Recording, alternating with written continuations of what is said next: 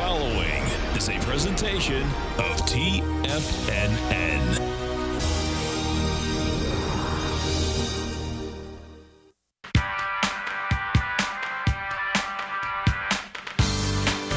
The Global Market Pulse with your host, John Logan.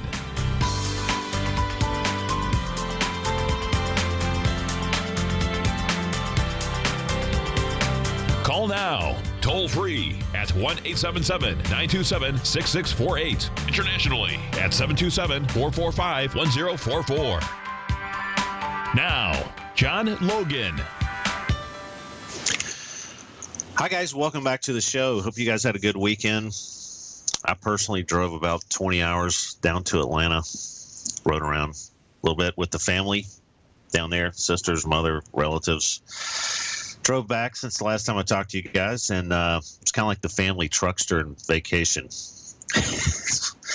It's tough sitting with people you love for hours on end on the interstate sometimes. But I hope you guys had a good weekend, regardless of what I went through or what I think I went through. Let's take a look at the euro. We're going to get into the S&Ps too. My God, we had some volatility. We need to explain a little bit of that. The euro. We hadn't talked about this in a while. We talked about trying to allow the euro to collapse back down below 109. We're in the wheelhouse now. We had a close 108.62 last Friday. We're kind of hovering right below that 109 area. I'm looking at this with very sincere and attacking eyes. Again, couldn't mess with it up there above 109. That was a stop out situation on that. We're traced back into that after the ECB announcement. But as we look at this is seriously on my radar screen again. And as we always look at these situations with our especially our long term, we want to give it a little bit of noise around these levels. But when we get some conviction, it's like, Logan, I could have shorted this higher. Why are we shorting it lower? Getting a little confirmation here around these long-term inflection points. Got to, take into consideration some noise levels, and give yourself a little bit of room around these, inflection points, especially on the bottom of these profiles on the weekly here on the euro. Maybe trade a little lighter until we get a little bit more conviction. And then it's a possibility of adding to a winning position. So here's the daily on the euro. Just wanted to point this out. Again, we're looking, somewhat attractive here on the long side on the intermediate. But remember, our weeklies take precedence over daily on down the line. And I'm looking at this 109 area is a big number. So that's the situation on the euro. Let's hit the Australian dollar really quick, because this is something that, again, I've been a little bit more polarly thinking opposite-wise about this particular product. Sitting right at that inflection point here. Again, I like the way this is holding up. I like the way it's making higher highs. If you can kind of look at that from a classical technical analysis standpoint, and this, big-time divergent situation has kind of put me in that camp for the Aussie dollar. Crude oil and some other commodities can continue to get cratered. This particular economy survives almost exclusively off of natural resources, as does Canada. So you've got a lot of relative strength, relative weakness situations going on here. And I love how this is holding up. Had a little bit of noise last week. I'm still trying to hang in there and give this a little bit of room myself personally on this one. And that inflection point that we're looking at there coincides on our weekly with, this DMZ 7192. So I'm still looking at this with longish eyes, if you will. And if we go into our scanner, again, we talked about charts last week. We're going to my Forex section. We've got a new field in here that I promise I'm going to be able to release this to you guys today. Talked about Friday, but, we tried to get that out relatively quick, and there were still some errors in historical data here, and I'm going to show you what we're cleaning up. Let me get at our Aussie chart. We've got some dupes and some triples here, where it's, if you go back in time and you look at this, we've got a regular bar chart here. We can look at our bar and candlestick, which is pretty cool. And here's the weekly, and that's where we're at here. But there's a lot of functionality for the charts that we haven't exactly allowed you to expand and contract. We just wanted to give a visual mainly at this point of where the instrument has been and where it might be going relative to what we talk about every day in these inflection points. So when we see these bars, when you see these bars here kind of lined up in double and triple, those are some things in the database we're cleaning up right now. So here's the short term on the Aussie. But as I'm going to pull up our e-signal charts for the time being. I'm going to reference the Aussie dollars, showing pretty clearly that we're still within that noise area, sitting bottom 27 there. We've been 27 weeks in a defined downtrend, but and there's that bottom on the daily too, and there's a bottom on the 240. So we talked about those three areas of significance down here, this DMZ, if you will, and that's one of the trades that I really, really like right now, with stops kind of relaxed down below. Again, like the euro, traded a little light right now. Let's wait for it to have some daily closes above that area, and then it's possible to step on the gas. One of the hardest things to do is to add to a winning position sometimes. A lot of people add to losers, but they get in trouble doing that. So going back to let me reference one more thing that I wanted to reference. The Canadian dollar. Excuse me, that's not the Canadian dollar. All right. So as opposed to the Aussie dollar, I mean, this is another country that, big time natural resource situation. Here's the long term on the Canadian dollar. Lost our chart. Let me repost here.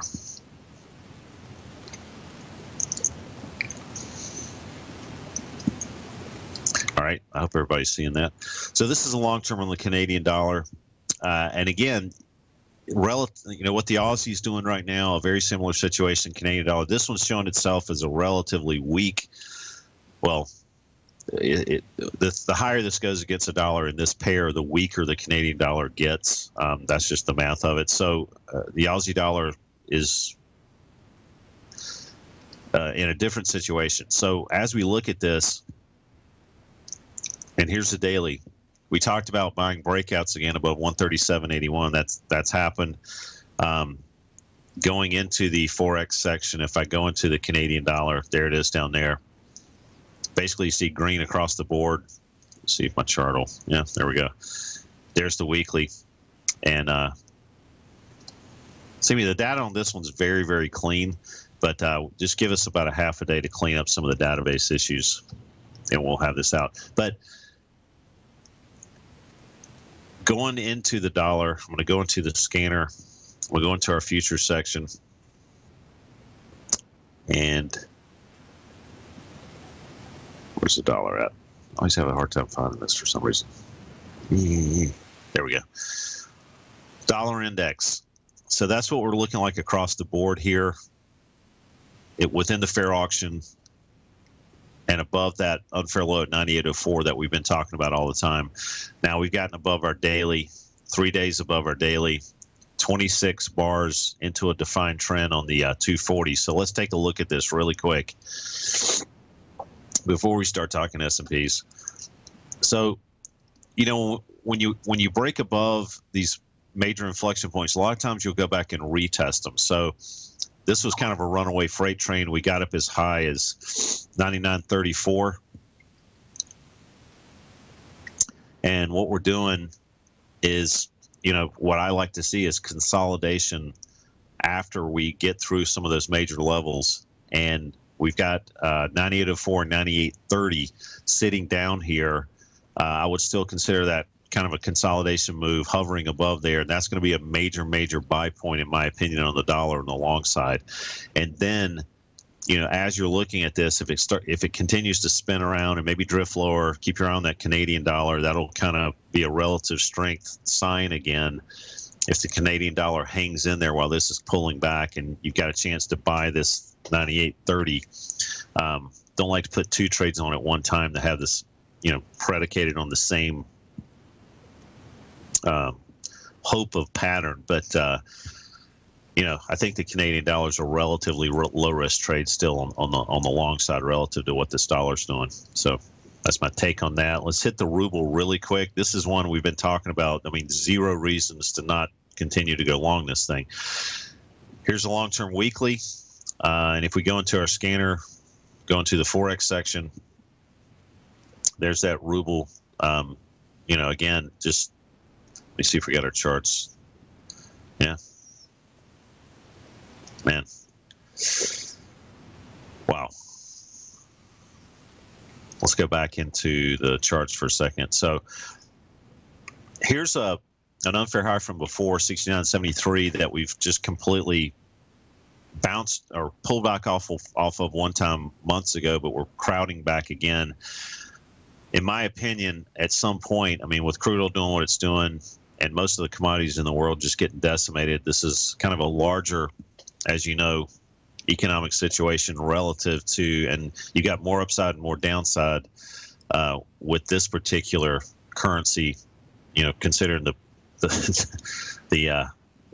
mass of the Russian economy relative to the Canadians and the Australians. But I think we're going to do a moonshot on this particular currency now, and as you can see, every time we get a chance to break out or pull back into support, recently 68.05.06, we've been able to kind of catch bids there, and there's no new profiles attempting to appear on the current situation. In my opinion, right now, you'll get the signs when it's time to take this long trade off, and there's that ruble again, and there's like zero signs right now. You're at the top of a profile on a 240. You got to pay attention to that, but on the long-term trade, you're deep dark green on these cells, and these cells get darker green, darker red relative to how far they're above profiles, and you have no new yellow peelbacks attempting to appear here. That's wild on any of these currencies, actually. Go in our future section. So, for instance, that yellow peelback on gold on the 240 right there, but nothing on the ruble to say, hey, I'm slowing down, and any reasons to take the long-term long trade off.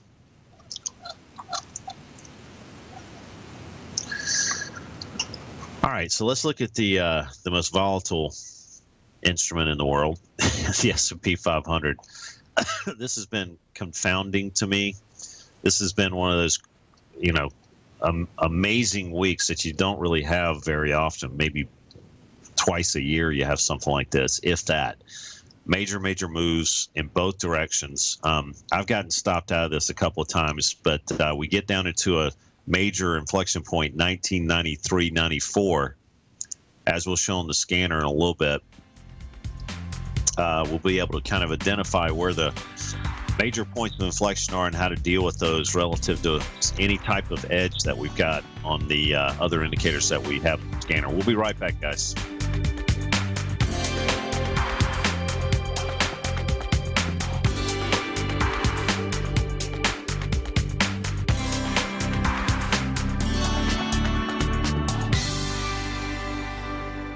TFNN is excited to offer a brand new piece of market scanning software unlike anything the industry has ever seen. John Logan and his team have spent years developing their market profile tools to finally be able to release the TAS Profile Scanner Plus. And right now you can get a 2-week trial absolutely free just by visiting TFNN.com and providing us your name and email address. The TAS Profile Scanner Plus is the premier market profile-based scanner in the industry. Powered by the acclaimed TAS proprietary algorithms, this feature-rich scanner is a standalone desktop software that instantly filters over 2,500 global financial markets such as stocks, ETFs, commodity futures, and Forex. Within 3 minutes of signing up, you can have the software downloaded and running on your computer with a complete roadmap of market indicators and inflection points to trade off using the TAS Profile Scanner Plus. Sign up today and try this amazing piece of software by visiting TFNN.com. Tiger TV is an exciting way to experience TFNN programming. See high-definition video, giving you crystal clear charts, as well as seeing some of the faces of TFNN's highly acclaimed financial experts with crisp, full-fidelity sound. Catch Tom O'Brien, John Logan, Steve Rhodes, Basil Chapman, Larry Pesavento, Think or Swim, David White, Andy Hecht, and Daryl Martin in crystal clear, high-definition audio and video. Tiger TV, exclusively at TFNN.com. platinum, grains, crude oil, gold, copper, cattle, hogs, gasoline, natural gas, coffee, cotton, cocoa, and sugar. These are just some of the commodities mentioned in the most recent issue of Andy Hecht's Techno-Mental Commodity Report.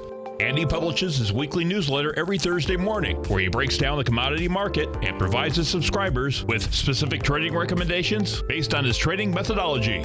By signing up for a free trial to the Techno-Mental Commodity Report, you'll get a full 30 days to try out this powerful newsletter service and see for yourself the types of trades Andy has recommended for his subscribers. When you sign up for a 30-day free trial, you're under no obligation to pay anything. And should you decide to continue, you will lock in the low rate of only $79 a month. Sign up right now for the Techno-Mental Commodity Report and make sure you're ready to catch the next big trade in commodities. For more information and to get started today, visit the front page of TFNN.com. Until recently, it was almost impossible for the average investor to hedge against currency risk in Europe or Japan. For a bold trade on Europe or Japan that protects against moves in currency, trade HEGE or HEGJ, 2 times currency hedged leveraged ETFs from Direction Investments. Visit directioninvestments.com today. An investor should consider the investment objectives, risks, charges, and expenses of the Direction shares carefully before investing. The prospectus and summary prospectus contain this and other information about Direction shares. To obtain a prospectus or summary prospectus, please contact Direction shares at 866-476-7523. The prospectus or summary prospectus should be read carefully before investing. An investment in the funds is subject to risk, including the possible loss of principal. The funds are designed to be utilized only by sophisticated investors such as traders and active investors. Distributor Foreside Fund Services, LLC. Many of our new listeners have heard about the Tiger's Den, but wondered, what exactly is it? The Tiger's Den is a lively community where professional traders and investors can meet, exchange ideas and information in a comfortable, moderated atmosphere. Hear all of your favorite TFNN shows, plus see all the charts as they happen live during those shows, and have access to all those charts. You can test drive the Tiger's Den absolutely free for 30 days. It will greatly enrich your knowledge of these markets. Details on the Tiger's Den are on the front page of TFNN.com. John takes your phone calls. Now. Toll free at 1-877-927-6648. Internationally at 727-445-1044.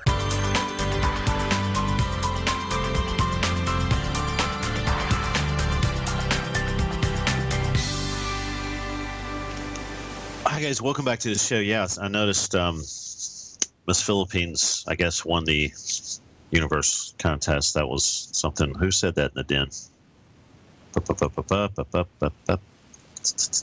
Peak D. Yes, Peak D. Yeah, it's interesting how I spent a lot of time in the Philippines and Colombia. I don't know if there's a relation to that, but well, I'll start thinking about that now. Somebody asked about it. There's a moving average little situation on the daily chart. There's a zillion indicators in eSignal, and I was just playing around with this the other day, so I left it on there. Kind of ignored it. It really doesn't mean a lot to me. But as we look at the S&Ps, let's talk about the S&Ps. No correlation between me going to the Philippines and Colombia all the time. And just let's move on. Okay, so all right. In volatile times, we've talked about when the VIX gets really high, a lot of these profiles widen and you've got more safe landing areas for balanced areas and things like that. And we talked about shifting down into lower term time frames for breadth crossovers. Now, on the long term, I'm still going to stick with when these speed dials float over or fold over, you got to be aware of what the broad marketplace is relative to balanced and imbalanced states. I talked the other day about, in fact, spinning above this 2057 area after, oh my God, this has really been painful for me lately with the S&Ps. These types of moves are are not for the faint of heart, but to try to make some sense out of them when we start breaking inflection point areas, big time areas of balanced imbalance. We had to close above. I'm just going to, again, you got to keep following the same rules. I mean, when you, in Chicago, I remember when I was in the Board of Trade, I mean, when you start developing systems and you go outside the systems, then all your statistical research really you can pretty much throw out the window. So when you start going on hunches and you start taking bigger chances and you get outside your risk management plan, those are the things that can really get you sideways mentally, and they can always also get you sideways monetarily. So when I look at these particular markets, and we're right a lot. I mean, if you watch this show, we try to spread the risk out. We talk about a lot of different products. We talk about basically the same methodology, almost to the point of being boring, I think, in my opinion, sometimes, and I apologize for that. But just turn the wrench the same way. And when we look at these S&Ps, we're looking at the odds, we're looking at the probabilities. And we're talking, when we sold off here, I wasn't a super big fan of getting heavy on the longs, getting heavy on the short side. When we started breaking down below some inflection points, I mean, it was, okay to be short, not okay to be long, based on some situations that we look at the breadth with. But all this rally up, I mean, I was looking at this again, the breadth had rolled over.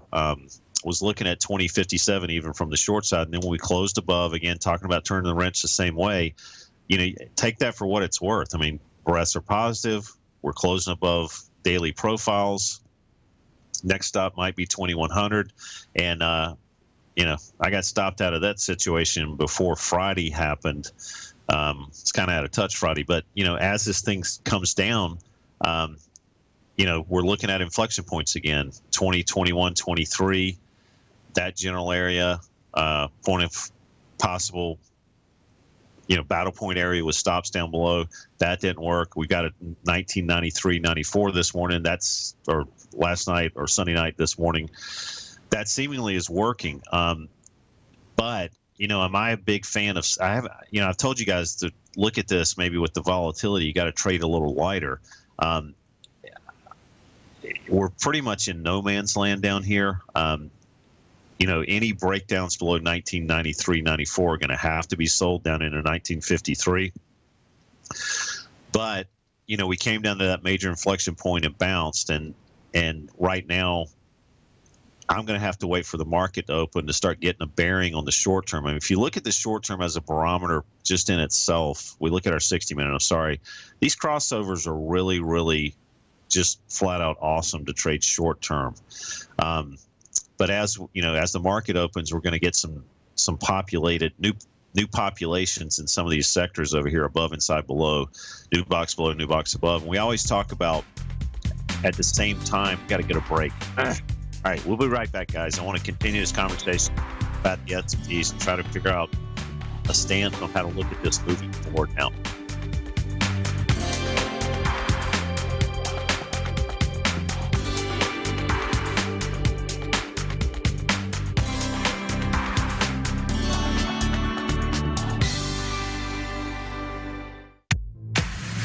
If you're an active trader looking for that extra edge when it comes to trading and investments, then now is a great time to get a 2-week free trial to Tom O'Brien's daily market letter, Market Insights.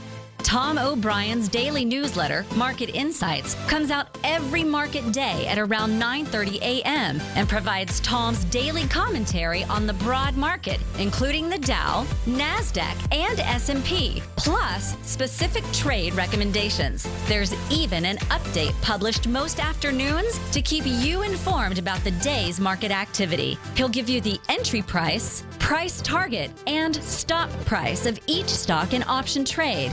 With Market Insights, there's nothing left to guessing. For all the details and to get your 2-week free trial to Market Insights started today, visit TFNN.com. It's true. Life is all about choices. At Everbank, they're making it easy for you to make a smart one with this special cash offer. Open a new yield pledge money market account with funds from another financial institution, or deposit new funds into an existing yield pledge money market account, and you could earn up to a $500 cash reward. And if you're opening a new account, you'll also get their new higher 6-month bonus interest rate, along with their yield pledge promise that ensures your yield will always be in the top 5% of competitive accounts at banks nationwide. Open a new account or add to one. It's your choice. To qualify, you must meet balance and other limited time offer requirements. Go to everbank.com/TFNN for details and deposit options, or speak with one of their banking specialists at 1-855-750-4051 for more information. You must act by December 31st, 2015 to be eligible. Everbank is a member FDIC. TFNN is excited about our new software charting program, The Art of Timing the Trade Charts. In collaboration with Tom O'Brien and using his best-selling book, The Art of Timing the Trade, Your Ultimate Trading Mastery System, David White has programmed an outstanding piece of software that will complement any trader's methodology. Using this first-of-its-kind program, The Art of Timing the Trade Charts allows you to scan thousands of stocks for Fibonacci formation setups, including Gartleys, ABCs, butterflies, and much more. The Art of Timing the Trade Charts is designed to help you when scouring the markets for stocks just beginning to form the trading patterns that many investors spend days, weeks, or even months searching to find. And right now, we're offering licenses available at only $79 a month. We are so confident that you're going to love this new charting software that will even give you a 30-day unconditional money-back guarantee. Don't miss out on this incredible new piece of software. Get your copy of The Art of Timing the Trade Charts today by visiting TFNN.com. Larry Pesavento has just started his brand new service, Fibonacci 24/7, and he's already delivering content to his subscribers on a daily basis when the market's opened and even on weekends. Each Monday, you'll receive Larry's written report that provides detailed commentary and a summary on the charts and videos that Larry sends out. And throughout the week, when warranted, Larry will send out via charts or videos or both the key markets that he is watching during the day. This will be up-to-the-date, active trading information that will help you in your daily trading. In Larry's first week alone, he sent out 25 charts, 6 videos, and a full report to his subscribers in just 1 week. If you're a technical trader that uses patterns and retracements to trade, then Larry's service Fibonacci 24/7 is something that you must try. Right now, new subscribers can get a full 30-day money-back guarantee. With nothing to risk, sign up now to Larry Pesavento's Fibonacci 24/7 by visiting the front page of TFNN.com under Trading Newsletters. This segment is brought to you by Think or Swim.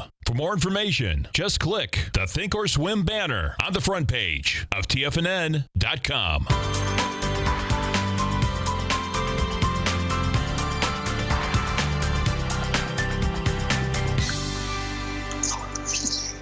Hi guys, welcome back to the show, and want to point out what our weekly crossovers have been doing lately.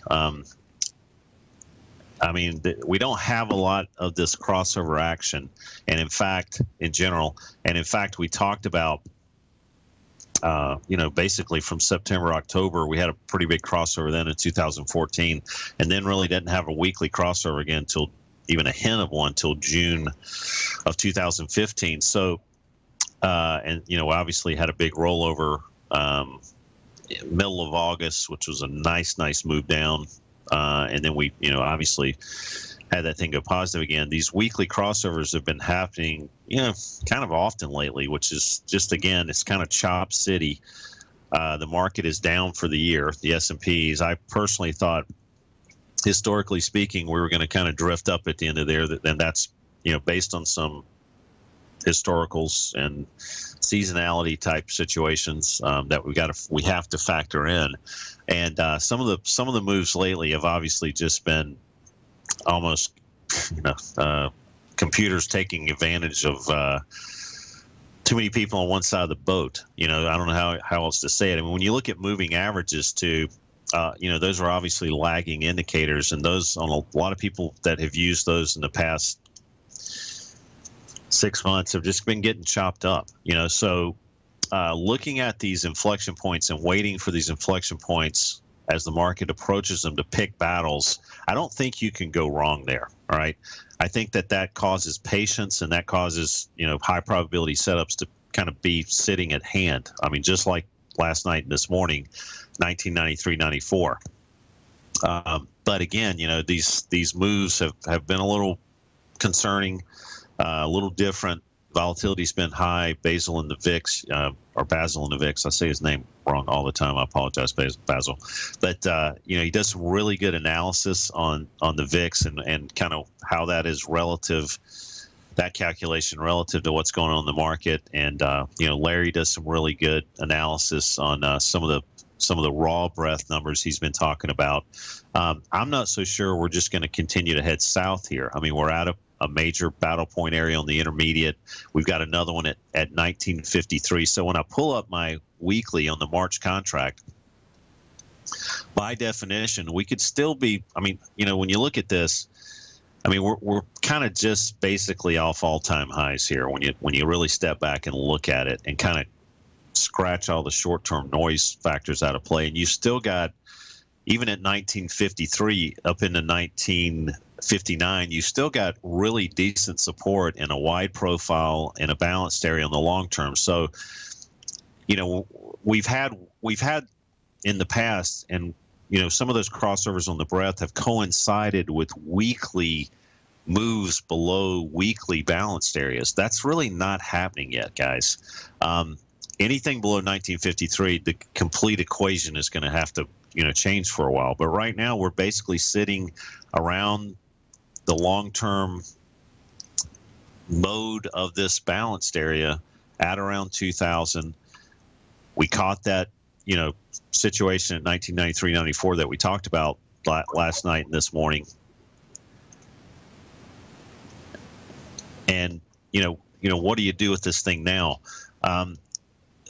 The long-term breadth obviously is rolled over. We've crossed from positive to negative again. So am I that interested in getting long, in a large way right now? No, I'm not. I mean, it's just been kind of a trade light type situation. I'm talking about the amount of contracts that you may have on, and also looking at, the VIX, we've got to kind of scale down to our lower time frame breadth calculations. And right now, there was some leverage obviously around 1993-94. You got to kind of turn the wrench the same way and just, at least if you're short, take off targets there.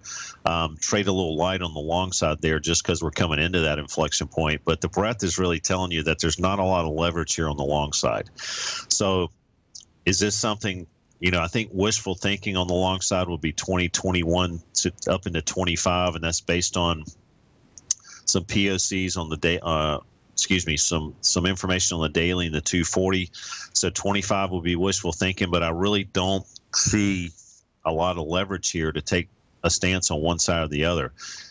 If we start getting some momentum down below 1994, I think actually that could be shorted now down into 1953, but we really haven't had a significant close below there yet.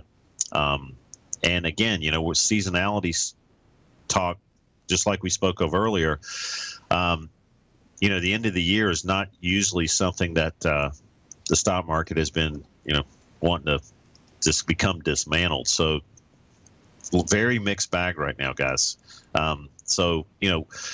We not only trade the S&Ps, we trade a lot of other products on this show. We talk about,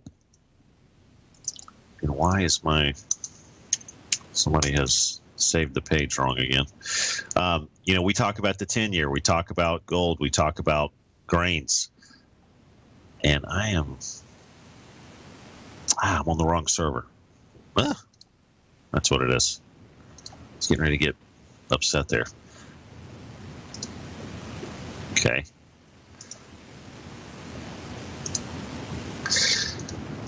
My screen's stuck here.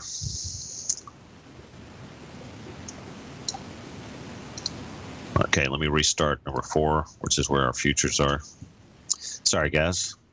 Here we go. All right, so like who switched my March 06 back to December 05? Okay, so we trade a lot of different products on this show. And we talked last week about you don't want to put all your eggs in one basket or get kind of glued into one product in general. You want to spread the risk out. And, when you're when you're playing some odds and you've got risk reward scenarios sitting there that are in your, hopefully you want to put that, we talk about it all the time, 1.5, 2, 2.5, 3 to 1 risk rewards scenarios in your, as a part of your trading plan. You don't want to, again, get glued into one product. And we talk about a lot of products on this show, and the S&Ps is, again, has been something that's been a little mixed up lately. But again, you shouldn't get too disheartened over that, because we've been, doing relatively well in the 10-year on gold. I think we've been calling some decent shots there, at least to stay out of trouble on that. Gold's had a decent little move up here, but 1060 on the gold, for instance, has been, again, a decent inflection point to pay attention to try to lean against there. Crude oil has been something, we've been basically pounding the desk to stay away from the long side, being able to short new breakdowns. Now, this is a very similar situation that could end up happening to gold, so you just got to wait patiently on that 1060 area on gold. Just looking at it then. Okay. All right, let's take a look at Apple. And, on the currencies, I think we've been kind of right as rain on those things. So again, it's about spreading the risk out and not getting too glued into one product. Here's Apple. We talked about, getting below that 112 and retracing back 112.5 and retracing back up into it. I wanted to show you guys how this really, Apple showed itself as a relatively weak instrument relative to the market in general. It broke down below that 112.5, which is that weekly POC, and the daily unfair lows. Again, that was kind of the top of the hill. You're going to have some decent action on one side or the other. But as the market had rallied like a bat out of Hades the other day, the Apple really just continued to spin below the POC on the weekly and the unfair low on the daily. And that was a showing itself sign. We actually pulled that up on the scanner as a stock that was breaking down on days that were really seriously heading north for the market in general. So put it on the radar screen. We go back and retest that 112.5 area. We got right into that DMZ at literally in the middle at 112.25. And then when the market gets dismantled again, these are the types of stocks, weak stock in a strong market, so to speak, on some of those rallies. This is ugly, and it was supposed to be ugly. So it showed itself early, got a little bit of a lead time on it, just like the Canadian dollar relative to the U.S. dollar. So you want to try to find anomalies a lot of times if you're doing more active trading to try to take advantage of these things in the scanner. So what are we doing right now? We're trading 107.23. In my opinion, you've got an ultimate buy point a little bit lower on Apple, 104.29. So if the market relaxes a little bit, I think you literally have a really good opportunity at 104.29. That's my take on Apple. Again, Apple broke down below 120. Unfair lows. 120. Let's just call it 125. We got that close below, and that was the first technical damage we'd had on Apple in a long time. Does that mean Apple has to continue to go south every time we have a new profile? It's a very wide profile. We had a gentleman call in, I think from Buffalo one day, ask about Apple. We talked about inflection points. And we talked about a very wide profile that we'd have to pay attention to this POC here. So we rolled off the top of that mountain, and this is the next stop down below, 104.29, and that's where I think some battles could be picked on Apple. We're in that neighborhood right now. Is it considered a noise area? Let me just go into Apple here. We don't have we've got bottom 24 arrow down. That means we've kind of broken down. This is the 24th week we've been in a defined downtrend. We're in the so-called noise level, which is 10% of that wide profile. But remember, this profile is 25% of the value of Apple on a height basis. So that noise area is going to be relatively big. Can you start picking some battles down here and start edging into it? You've got a chance. I mean, there's some kind of fundamental headwinds ahead on Apple. Technically speaking, I think you've got a chance to pick a battle down here on the long side.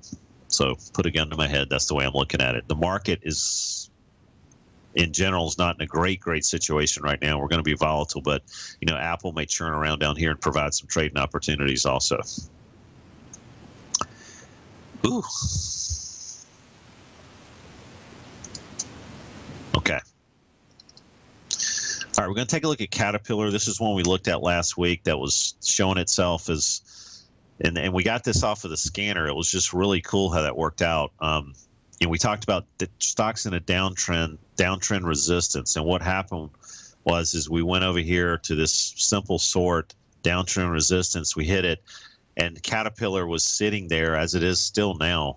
Now it was rallying back up into the top of that daily profile. We talked about you might be able to catch 7 or 8% move on Caterpillar. I just want to show you how this worked out. Caterpillar's still on this list, unbelievably. So the reason it was on that list is because we had rallied back up. Stock in a downtrend had rallied back up into an inflection point at 67.85. Now we've gotten as low on Friday as 64. So what is that on a? That's about a 7% move. The other side of the box is where we talked about taking that off. Right now, we're rallying back up into that unfair low. So it's a stock in a downtrend coming back up into resistance. I think we're trading 65.32 this morning. That unfair low is 65.15. So, again, market bouncing, not a lot of direction. Apple trading below weekly and daily profiles, still on the so-called crap list here, and picked up some decent points off of that. But the reason, it was kind of like shooting fish in a barrel because it was a relatively weak stock that had just popped its head up with the market rallying into those inflection points. And those are the types of stocks you really want to find in a relative strength trading game. Stocks that are showing themselves. All right, so we're going to take a look at gold again. A lot of people trade this in the den. A lot of, Tom obviously is the master of gold. It's been that way for a long time. And here's our 240s. I mean, obviously we've come up. We got back above that 1060 area. We never had a weekly close below there. All right, I want to show you that. So last week we didn't have a weekly close below. We talked about waiting patiently until we had a weekly close below 1060. That did not happen. All right. Now, this is looking like that wants to be defended, for lack of a better way of putting it, 1060. And, it's not the time to get heavy on the short side. The short side was closed below 1060 and then kind of use that as resistance. Now it's not the situation we had hoped for, or I had hoped for on the short side. And you longs have got a nice little break here.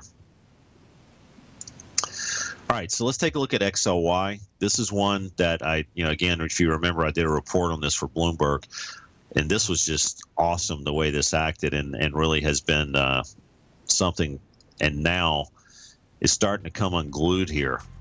Getting a close below 77.67 was really, really big for this particular ETF. We're going to hit it a little bit farther when we come back from break here, guys.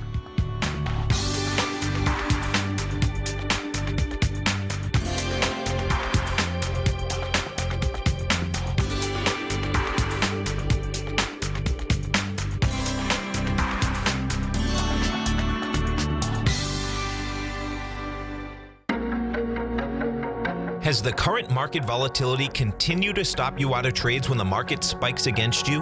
Now is the perfect time to open up an account with Nadex. Nadex, the North American Derivatives Exchange, is a brand new, completely regulated Chicago-based exchange, and unlike most other exchanges, Nadex allows you to trade directly through them with direct market access when using their completely free trading platform, which also features real-time charts and full customization capability. One of the advantages of trading with Nadex in volatile markets is that your risk is always capped and you have the ability of keeping your trades open even when the market spikes against you. Nadex is completely brand new with a line of unique trading products that are unavailable anywhere else. See how it works at nadex.com. That's NADEX.com. Or click on the Nadex banner on the front page of TFNN.com. Futures and options trading involves risk and may not be appropriate for all investors. Tom O'Brien's weekly gold letter, The Gold Report, gives complete and concise coverage of the entire gold market. Inside, you'll get Tom's commentary on gold, the dollar, the rand, the bond, the XAU, the HUI, and detailed coverage of nearly 25 mining stocks. He'll give you the entry price, price target, and stop price of each stock trade.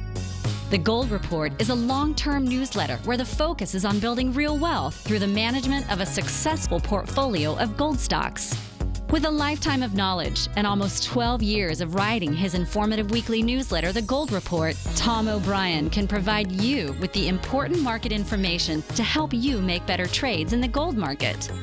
Don't let the next bull run in gold pass you by. To get a month-long free trial to The Gold Report, an $85 value, visit the front page of TFNN.com today.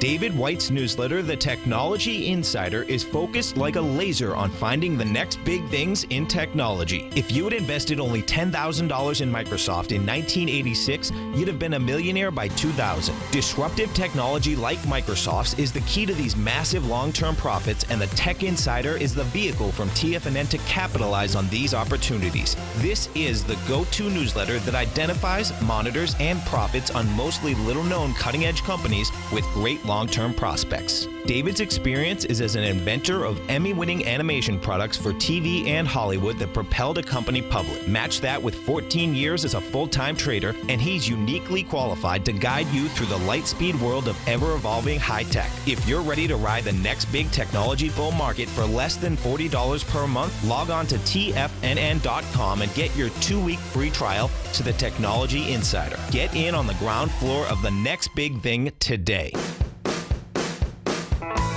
Hi, I'm Steve Rhodes, host of the Trader's Edge, heard daily at TFNN.com and author of Mastering Probability, a daily investment and trading newsletter service that I send out each morning by 8 a.m. My morning newsletter service covers exactly what the markets have been doing since last night's close, providing you with an edge on your trading day ahead. You get actionable trading ideas, including the exact entry, stop, and profit targets. Plus, I'll teach you the patterns and hidden market correlations that will make you a better trader. As a subscriber, you'll gain access to my 90-minute money management workshop, where I'll teach you the secrets that'll save your assets. The bottom line, I've got your back, including a 30-day money-back guarantee. See for yourself the type of analysis I provide each trading day by signing up for Mastering Probability today. With nothing to lose, this is an offer you should not pass on. Mastering Probability can be found under Trading Newsletters on the front page of TFNN.com.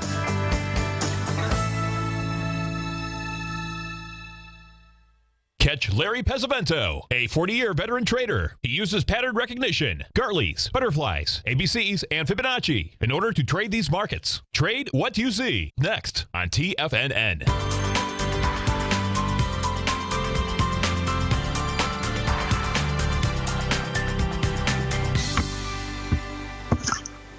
Hi guys, welcome back to the show. We were looking and trying to finish up with XLY. This is consumer discretionary. If you notice, this took a almost abnormal pullback relative to what the market was. The market pulled back a lot. You know, I've been waiting patiently for this thing to start showing some signs here, and it had some hints on the board before. This is Amazon. You know, 11-12% of that particular ETF. Not exactly showing a lot of weakness here, but the good news is we've got a new profile here on the weekly, a new supply area up top. I'm hoping, God, hope is a dangerous word. Is that what they said in Shawshank Redemption? I always remember that. Forget the word hope. We have a new supply area happening up top up here on Amazon. Now, Amazon could have. You know, therefore, to explore the entire fair auction, 605 could be in order on this particular thing, and that wouldn't bode well for the XOI. So the XOI, again, we've kind of gotten below 79.24, I believe, was the big number on the daily before. Let me just make sure that was the case. 79.43, excuse me. So we got below there. And now we're below 77.67. Popped our head up a little bit this morning. But remember, ultimate targets on this are going to be that 71.84. Let's just call it 72 with a noise factor. Got to have some help from Amazon, though, and the broad market helping wouldn't hurt either. We're going to take a look at crude oil. And that's not a trade for the faint of heart. We talked about that. But again, coming off that 80.5, 81.5, you've had an 8-9% pullback in that stock already. Not 8, maybe 7 or 8% pullback in that stock, or in that ETF. So not a bad play. You can't hang on to things forever. Here's crude oil. Now, what's going to happen with this thing more than likely?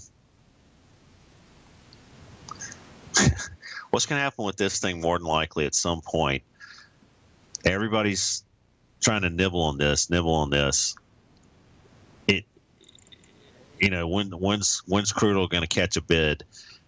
It can do a big washout still on the downside. Remember, things on the lows go lower. We talk about that all the time. We talked about staying away from this on the long side at 36.02. And again, getting back to below there was okay to be short, not okay to be long, really.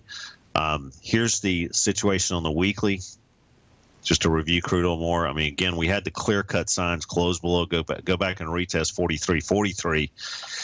We are literally 25% lower in about a month from that area on the world's energy supply, which is just incredibly unbelievable. But what's going to happen ultimately is OPEC's going to come out with something. It's going to do a spike of $5 or $6 in a day, as you guys have seen that before in crude oil. But how do you kind of prepare for something like that if you want to continue to nibble? That is where the options market comes into play, guys, and that's where you kind of hedge your bet. And you can look at Thinkorswim does some great analysis on these swimming lessons, and Kevin Hinks is a very enjoyable guy to listen to, and he's got a lot of knowledge upstairs. And he was on the CBOE and the CBOT, I believe, for a while, trading options. So, you want to look at this as, do I want unlimited upside and limited downside? Do I want limited upside, limited downside? There's a lot of different ways to play that in the options market. And, going long crude oil and buying in the money puts is about the easiest way if you want to catch a big move with unlimited upside and extremely limited downside to play this. But we're out of time, guys. Stay tuned for Larry. I'll be back again tomorrow.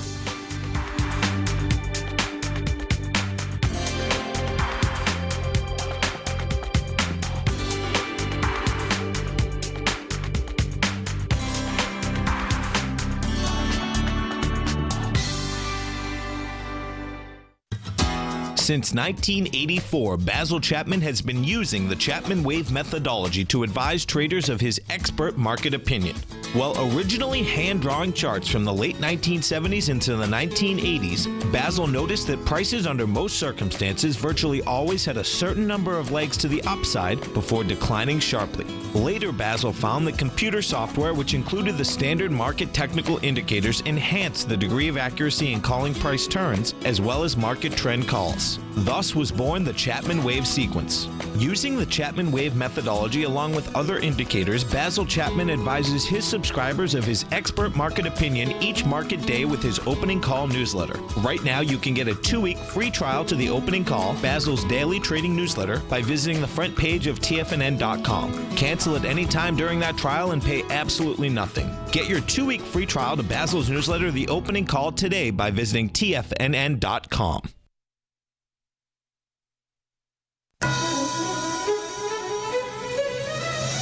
This is TFNN.